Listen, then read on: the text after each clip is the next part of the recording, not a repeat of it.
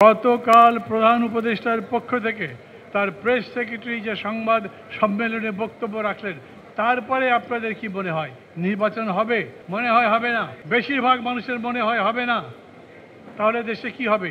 Martial law. আমাদের ভাবনার দরকার।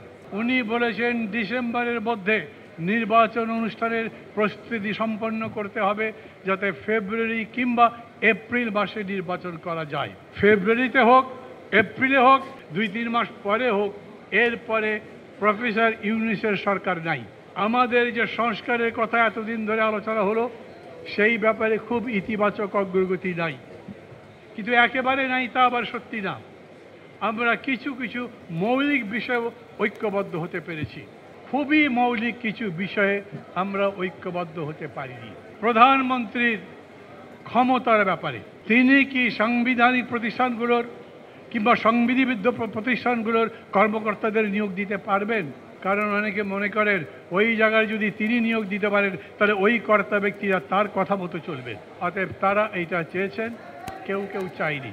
যদি সংসদে প্রতিনিধিত্বমূলক ভোটটা হয়, সংখ্যানুপাতিক ভোটটা হয়, তাহলে এই ভোট করে কোনো লাভ নেই। যদি পুলিশ ঠিক না হয়, তাহলে সেই ভোটের কোনো মানে নাই। নির্বাচন যদি সংসদের না হয়, তাহলে দেশে একটা অন্ধকারের শক্তি আবার ক্ষমতায় আসবে। অতএব আমাদের সর্বাত্মকভাবে চেষ্টা করতে হবে যাতে নির্বাচন হয়। বান্ডেল থাকলে প্রতি সেনমানিতে টাকা বাঁচবে। বিকাশ সেনমানি বান্ডেল কিনে জিতুন প্রতি লেনদেনে। নির্বাচন একটা হবে, সবাইকেই করতে হবে। যারা মনে করছেন যে এইভাবে নির্বাচন করা যাবে না, তারাও দেখবেন এইভাবে যদি নির্বাচন না করি, তাহলে যেই অবস্থা আসবে, যেই ভাব তৈরি হবে, সেই ভাবের মধ্যে রাজনীতি করতে পারবেন না। গণতন্ত্র মানে খালি মেজরিটি মাইনরিটি না। গণতন্ত্র মানে সঠিকতা বেঠিকতা, গণতন্ত্র মানে সত্য মিথ্যা, গণতন্ত্র মানে ভুল নির্ভুল এবং তার বিপরীতে সঠিক একটা পথ বার করা। সেই চেষ্টা আমরা সবাই মিলে করছি। যদি কোনো কারণে 2/3 মেজরিটি পেয়ে যায়, তাহলে তো তাদের কাছে কথাই বলা যাবে না। 2/3 মেজরিটিতে সব কিছু বদলাবে। মনে মনে ব্যক্তিগতভাবে মনে করি কোনো দলই আগামী নির্বাচনে 2/3 পাওয়া উচিত নয়। শেষ পর্যন্ত প্রফেসর ইউনূসও তো লন্ডন পর্যন্ত উড়ে গেছেন একটি দলের মূল ব্যক্তির সাথে কথা বলবার জন্য, কারণ ওখানেই রাজনীতির সবচাইতে বড় শক্তি আছে বলে তিনি মনে করেছেন। দেশের সব অনিশ্চয়তা দূর করে নির্বাচন করতে পারার মধ্যেই এই জুলাই অভ্যুত্থানের সার্থকতা নির্ভর করে।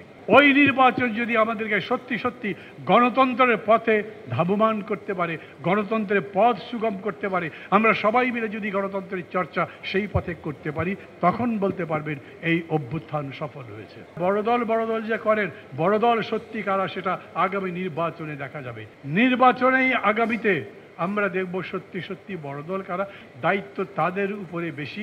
এই যে আরাধ্য কাজ যেটা রয়ে গেল এই জুলাই আন্দোলনের, এই আগস্ট আন্দোলনের, সেগুলোকে ঠিক জায়গার সামনের দিকে নিয়ে যাওয়ার জন্যে তাদের উপরেই, মানে রাজনৈতিক নেতৃত্বের উপরেই দায়িত্ব পড়বে।